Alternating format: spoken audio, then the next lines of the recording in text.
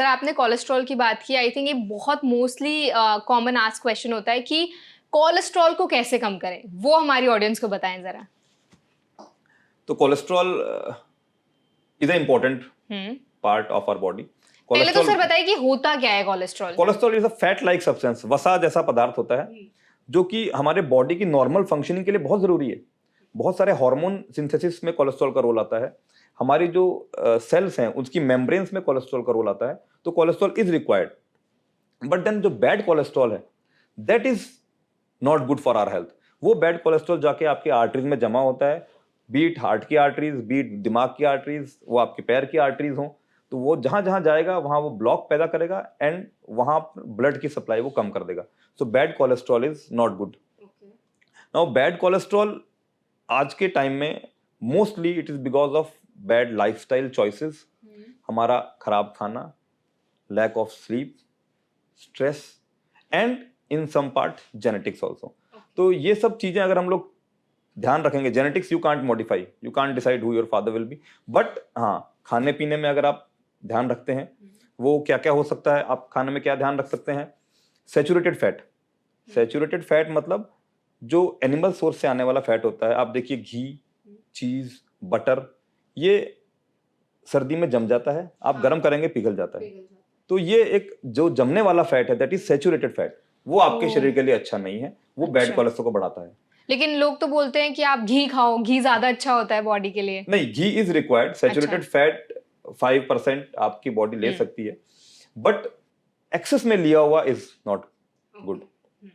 एक एज के बाद अगर आपको हार्ट की बीमारी है तो we tell them to avoid all this animal source of fat.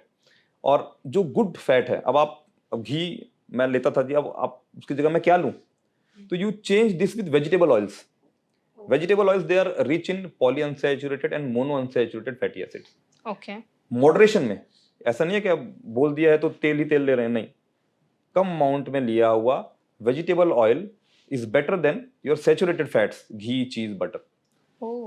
तो सर आपने वेजिटेबल ऑयल्स की बात की, कुछ ऑयल्स के ऑप्शन आप हमारी ऑडियंस तक शेयर कर दीजिए जो हेल्दी हो उनके लिए। नहीं, look, in moderation I think आप जो भी ऑयल यूज करते हैं, be it soybean, be it olive, be it rice bran, वो आप यूज कर सकते हैं।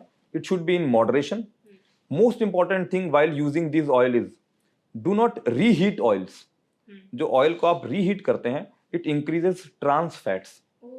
आप देखते होंगे जो लोग बाहर खाते हैं मार्केट में, सुबह से शाम तक वो एक ही ऑयल में तल रहे हैं, that is very bad, that is high in trans fats and trans fat is the worst fat for your heart. It increases your bad cholesterol level, it can give you lot of diseases.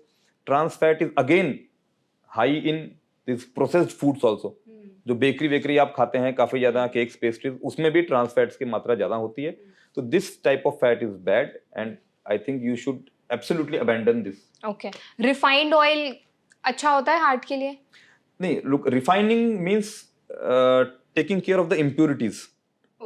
Refining means look, जैसे सरसों का तेल है मान लीजिए, तो सरसों के तेल को आप रिफाइन करते हैं तो क्या करते हैं, you take care of the impurities. हमारी जो अथॉरिटी है, फूड रेगुलेटरी जो अथॉरिटी है इंडिया की, उनके, हाँ यस, तो उन्होंने क्लियर गाइडलाइंस बोली हुई है कि refining the oil is acceptable because it take care of the impurities. उसके बाद जो बहुत अगर लाउड स्मेल है उसकी या बहुत बैड स्मेल है, पंजेंट है वो, तो उसको थोड़ा सा कम कर देंगे। सरसों का तेल काफी पंजेंट होता है, कई लोग they are not able to take, smell बहुत हैवी रहती है उसकी। सो इम्प्यूरिटीज को और स्मेल को थोड़ा सा साफ करने के लिए रिफाइनमेंट किया जाता है। So if you refine your oil according to the guidelines, so it is acceptable. आजकल कोल्ड प्रेस्ड ऑयल्स का भी ट्रेंड है, बट उसमें अगर बहुत स्ट्रॉन्ग स्मेल है या बहुत स्ट्रॉन्ग फ्लेवर है तो आप जो, कई लोग तो वैसे भी नहीं उसको टॉलरेट करेंगे। एंड सेकेंडली जो फूड का टेस्ट है that might get dissolve by the oil, जो आपने बहुत स्ट्रॉन्ग पंजेंट स्मेलिंग ऑयल ले लिया है। तो दीज आर वेरियस रीजंस कि हम लोग रिफाइनमेंट को बोलते हैं कि you refine your oils and then you choose. If you can take cold pressed oils that is also acceptable, but then कई लोग उसको ले पाएंगे, कई लोग नहीं ले पाए। बिल्कुल सर, हम कोलेस्ट्रॉल की बात कर रहे थे, तो LDL और HDL ये क्या होते हैं, इनके बारे में थोड़ा बताएं, इनमें क्या डिफरेंस होता है, कैसे अलग है एक दूसरे से? Yes, so LDL is low density lipoprotein this is a bad cholesterol. ये खराब कोलेस्ट्रॉल जो मैं बता रहा था, आप सैचुरेटेड फैट खाएंगे, आप ट्रांस फैट खाएंगे, आप स्वीट ज्यादा लेंगे, तो आप किसको बढ़ा रहे हैं? This LDL goes up, the triglyceride another type of fat जो कि बुरा माना जाता है। These cholesterol they go up, ये आपके आर्टरीज में जाके कोलेस्ट्रॉल डिपॉजिट होंगे एंड वहां पर ब्लॉकेजेस पैदा करेंगे and they will give you diseases. The second that is HDL, that is high density lipoprotein. H से आप याद कर सकते हैं अच्छा, that is how we use to remember it. Wow. H is अच्छा, सो एचडीएल इज द अच्छा cholesterol, is the good cholesterol. So HDL क्या करता है? वो रिवर्स ट्रांसपोर्ट करवा सकता है, जहां पर वो जम गया है वहां से उठा के वापस लीवर तक लाने का काम एचडीएल का होता है। So HDL cholesterol is the good cholesterol. तो अब एलडीएल के लिए तो भाई मैंने बता दिया आपको, सैचुरेटेड फैट कम करिए जी, एक्सरसाइज करिए, नींद पूरी लीजिए, अगर बहुत हाई है तो यू हैव मेडिकेशंस। एचडीएल के लिए क्या करें और एचडीएल क्यों कम रहता है? तो एचडीएल बढ़ाने के लिए there are medications, but we usually don't promote medications. हम लोग ये एडवाइस करते हैं कि if you smoke, smoking is a very strong reason कि आपका एचडीएल कम हो जाता है। You quit smoking, your HDL chances are there it might go up. You start exercising, exercise can increase your HDL levels. Take good food, अच्छा food, soluble food rich in soluble fibers, food rich in vitamins, minerals. आप इन सबको लेंगे तो your saturated fat, जो अच्छा fat है, sorry HDL, that will go up. तो LDL को आपको नीचे लाना है, ट्राइग्लिसराइड्स को आपको नीचे लाना है, एंड द गुड कोलेस्ट्रॉल, अच्छा cholesterol HDL should go up. तो this is how we target our patients के इनके ये लेवल्स को हमें इस तरह से ऊपर या नीचे लाना है। मतलब सर जितना भी आपने बताया, एक चीज जो एक पॉइंटर बाहर निकल के आया वो ये है कि आपको अपनी लाइफस्टाइल पे बहुत ध्यान देना है। अगर आप प्रॉपर स्लीप लेते हैं, आपका प्रॉपर खान पान है, आपका डाइट अच्छा है, एक्सरसाइज आप प्रॉपरली करते हैं, तो आपका हार्ट काइंड ऑफ हेल्दी रह सकता है। अगेन आपको बीपी शुगर है, आपको हाइपरटेंशन है, आपका कोलेस्ट्रॉल खराब है, तो आपको मेडिकेशन को भी इसमें इंक्लूड करना पड़ेगा। ये तो एक हेल्दी, अपेरेंटली हेल्दी इंडिविजुअल जिसको कोई बीमारी नहीं है उसके लिए मैंने बोल दिया। आजकल 30-40 पे बीपी आ रहा है लोगों को, डायबिटीज हो गया, बीपी हो गया। तो अगर आपको ये सब है तो इन सब के अलावा आपको हो सकता है कुछ मेडिकेशन भी लेनी पड़े जो कि आपके शुगर को और बीपी को चेक में रखें। Even after doing all these things, if you are not controlling, आप अपने शुगर को कंट्रोल में नहीं रख रहे हो, नहीं रहता है कभी कभार। अगर आपकी पैंक्रियाज इंसुलिन नहीं बना रही हैं, आप कितनी भी एक्सरसाइज कर लें, कितना भी आप रिड्यूस कर लें वेट को, देयर आर चांसेस के आपको थोड़ी मोड़ी रिक्वायरमेंट डायबिटीज की मेडिकेशंस की, बीपी की मेडिकेशंस की रहेंगी। तो you need to take those medications after consulting your doctor. Sir आपने कुछ मेडिकल कंडीशंस की बात की, जैसे आपने बताया कि अगर आपको डायबिटीज है या ब्लड प्रेशर की प्रॉब्लम है, इसके साथ एक और आता है हाइपरथायरॉयडिज्म। तो लोग बोलते हैं कि जिनको हाइपरथायरॉयडिज्म होता है उनको हार्ट डिजीज होने का भी रिस्क काफी ज्यादा बढ़ जाता है। इसका क्या कनेक्शन है? लुक, थायराइड जो है वो बेसल हमारे सारे काम करने के लिए वो जरूरी है। हाइपरथायरॉयडिज्म या हाइपोथायरॉयडिज्म दोनों में ही हार्ट की प्रॉब्लम्स आ सकती हैं। हाइपोथायरॉयडिज्म में थायराइड कम बनेगा बॉडी के अंदर, तो वो हल्का सा मोटापा दे सकता है। हाइपोथायरॉयडिज्म में कोलेस्ट्रॉल की एबनॉर्मलिटीज आपको रह सकती हैं। हाइपोथायरॉयडिज्म कॉन्स्टिपेशन पैदा कर सकता है। तो कई तरह की बीमारियां हाइपोथायरॉयडिज्म में हो सकती हैं। इवन कार्डियक रिलेटेड इश्यूज भी हो सकते हैं, जैसे कि हाइपोथायरॉयडिज्म लोगों में हार्ट के आसपास पानी भरने का चांसेस रहता है। We call it pericardial effusion. Heart के ऊपर की परत के बीच में पानी भी भर सकता है। इसी के उल्टी तरफ हाइपरथायरॉयडिज्म, इवन हाइपोथायरॉयडिज्म में आपकी हार्ट रेट भी काफी स्लो जा सकती है। थायराइड हाइपो में, हाइपरथायरॉयडिज्म जहां पर कि थायराइड बढ़ रहा है, वहां पर थायराइड आपकी हार्ट रेट को बहुत रैपिडली बढ़ा सकता है। इन थायरोटॉक्सिकोसिस जहां पर कि थायराइड बहुत ज्यादा बढ़ जाता है, कई तरह की हार्ट रेट रिलेटेड प्रॉब्लम्स आ सकती हैं, जिसमें कि धड़कन बहुत तेज बढ़ गई है, उसको हम लोग एट्रियल फिब्रिलेशन बोलते हैं। तो थायराइड यस श्योरली आपकी हार्ट हेल्थ को अफेक्ट करता है। अगर आप हाइपो या हाइपर किसी से भी पीड़ित हैं तो आपको उसके अकॉर्डिंगली दवाइयां लेनी चाहिए अपने एंडोक्राइनोलॉजिस्ट से मिलके, नॉट ओनली थायराइड के लिए बट बाकी ऑर्गन्स की हेल्थ के लिए भी। ओके मतलब आपको एक प्रॉपर चेकअप तो कराते रहना चाहिए over a period of time. बिल्कुल। ऑल्सो सर आपने ना स्मोकिंग मेंशन किया था कि जिनको स्मोकिंग जो लोग करते हैं ना उनके भी हार्ट पे रिस्क कहीं ना कहीं रहता है। मैं आपसे जानना चाहूँगी, स्मोकिंग के साथ एक और शब्द आता है अल्कोहल। तो हमें पता है कि अल्कोहल और स्मोकिंग से तो हमारे लंग्स खराब होते हैं, अल्कोहल से लीवर भी डैमेज हो जाता है। क्या हार्ट पर भी इसका असर पड़ता है अल्कोहल का? बिल्कुल। स्मोकिंग और अल्कोहल दोनों ही हार्ट के लिए नुकसानदायक हैं। स्मोकिंग आजकल जो आप सुन रहे हो यंग एजेस में जो अटैक आ रहे हैं, काफ़ी बड़ा कारण अर्ली स्मोकिंग, जो स्मोकिंग लोग कर रहे हैं उसके कारण है। स्मोकिंग आपकी आर्टरीज के अंदर ब्लॉकेजेस को बढ़ाता है, आपकी बीमारी जिस एज पे आनी चाहिए उससे पहले लाता है। आप लंग्स की इश्यूज, कैंसर, वो सब तो बातें हैं, बट हार्ट हेल्थ के लिए भी स्मोकिंग बहुत ही खराब है। कमिंग टू अल्कोहल, अल्कोहल जैसे आपने बोला लीवर पे इफेक्ट करता है, और जो अदर सोशियो इकोनॉमिक इश्यूज हैं वो तो हैं ही। आप ड्रिंक करके सुसाइड्स, होमिसाइड्स, ये सब जो इशू हैं वो तो अलग हैं, but alcohol is the direct myocardial toxin. मतलब अगर आप बहुत ज्यादा मात्रा में बिंज ड्रिंकिंग करते हैं तो वो आपके हार्ट की मसल्स को डायरेक्ट इफेक्ट करता है। इसके साथ साथ वो आपकी हार्ट रेट एबनॉर्मलिटीज को भी पैदा कर सकता है। There is a specific disease, उसको हम लोग बोलते हैं हॉलीडे हार्ट सिंड्रोम। अच्छा, ये क्या होता है? हॉलीडे हार्ट सिंड्रोम में यूजुअली सैटरडे संडेज हैं, हॉलीडे चल रहा है, you binge drink and the next day you develop that heart rate abnormality, जिसको हम लोग ज्यादातर एएफ बोलते हैं, atrial fibrillation.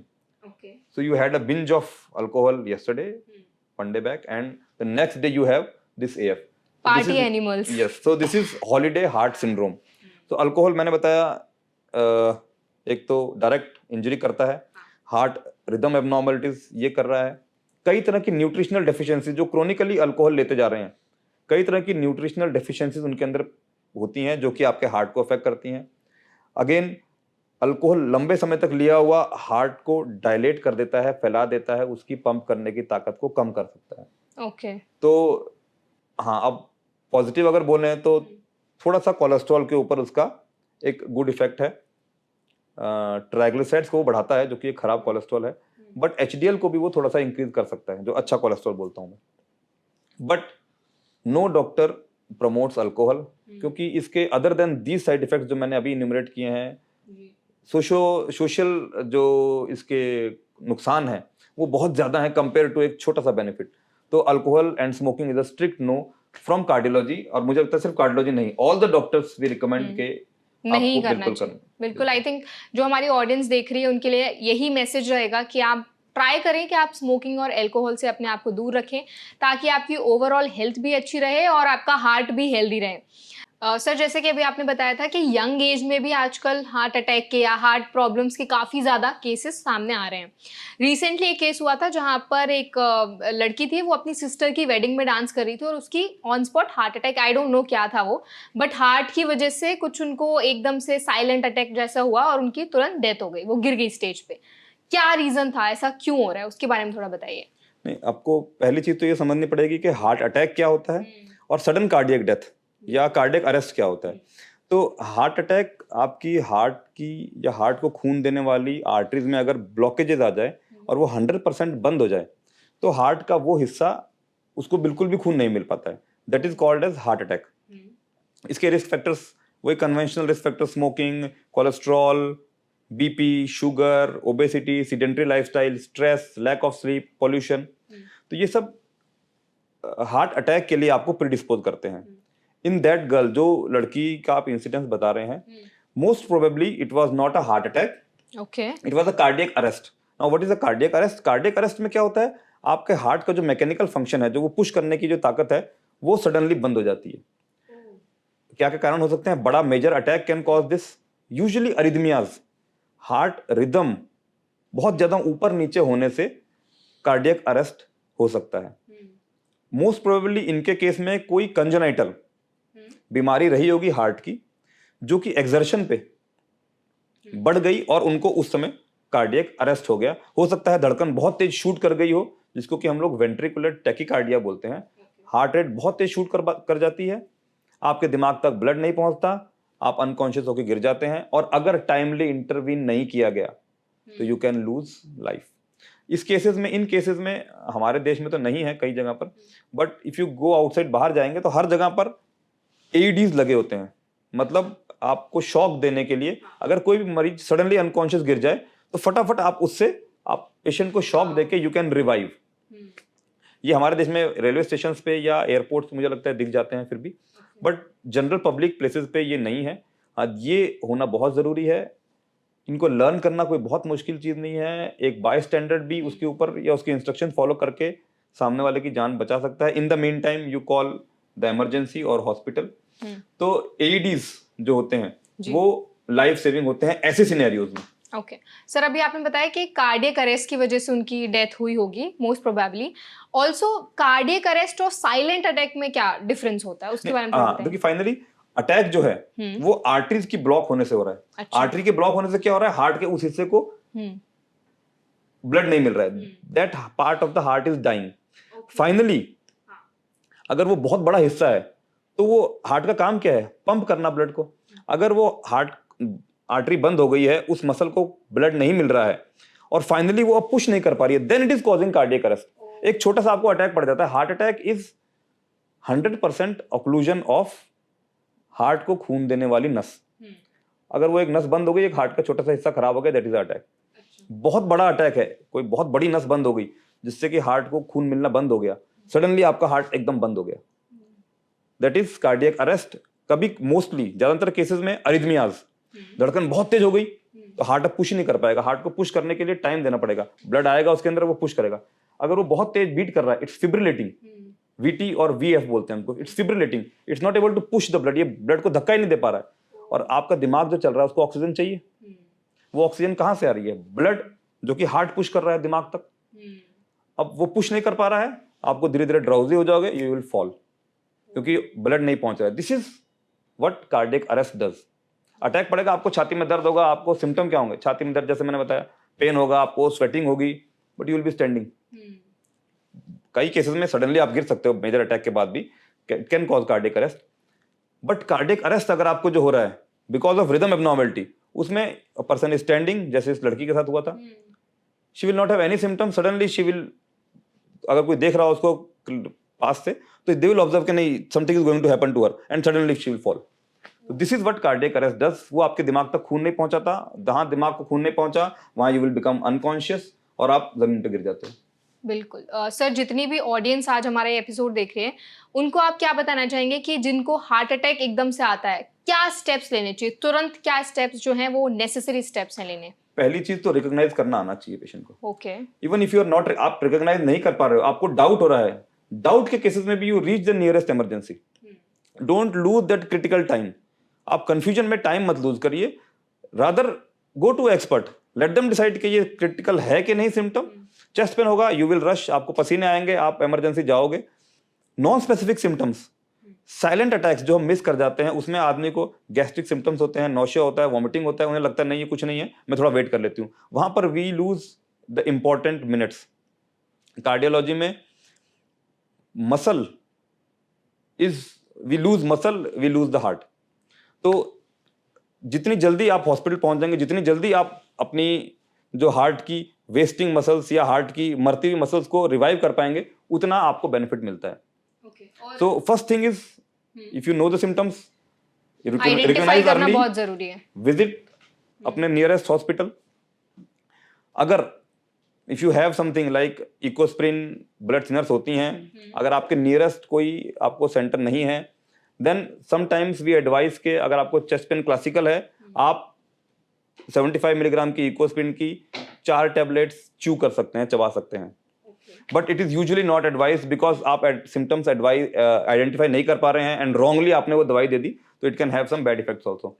So first thing, visit the nearest emergency in case. हाँ, अगर पेशेंट ड्रॉप डेड हो, मतलब गिर गया है जैसे उसके साथ हुआ था, in that cases CPR, cardio pulmonary resuscitation, वो ट्रेनिंग हमारी जनरल पॉपुलेशन को भी मिलनी चाहिए। CPR अगर इफेक्टिवली किया जाता है तो आप उनको रिवाइव कर सकते हो। You can give that extra time जब तक कि हॉस्पिटल या एम्बुलेंस वहां पहुंचेगी और वो टेक ओवर करेंगे। तो एक इफेक्टिव CPR हमारी जनरल पब्लिक को पता होना चाहिए, उसके लिए बहुत अवेयरनेस की जरूरत है, जो कि बहुत लैकिंग है हमारी जनरल पब्लिक में। सेकेंडली, इन सम केसेस हम लोग एडवाइस करते हैं, कभी कभार कोई बैड सीन से या एक्सीडेंट के बाद या कई लोगों में ब्लड देखने के बाद भी ना they suddenly faint, that is known as vasovagal. This is not life threat, ये अपने थोड़े समय में अपने आप रिकवर कर जाता है। बट उसमें भी आपको ध्यान देना होता है कि कोशिश करिए कि पेशेंट के पैर को एलिवेट कर दें, ताकि जो ब्लड है वो दिमाग तक चला जाए। बिल्कुल सही। एंड अगर वो वेसोवेगल है, इट विल इम्प्रूव। तो effective CPR, if you recognise कि नहीं ये मरीज बहुत देर से धूप में खड़ा हुआ था, मोस्ट प्रोबेबली दिस इज वेसोवेगल, या पानी की कमी से हुआ है, तो you can try this manoeuvre के पैर ऊपर कर लिए। अगर आप पल्स आइडेंटिफाई करना जानते हैं, अगर आप ब्रीदिंग रिकॉग्नाइज कर सकते हैं, पेशेंट को आपको सडनली गिरा हुआ दिखा आदमी, if you can search for pulse either here या फिर यहाँ पर, यू कैन असेस कि वो ब्रीथ कर रहा है कि नहीं कर रहा है, and then if you know you can start effective CPR, chest compressions. Okay.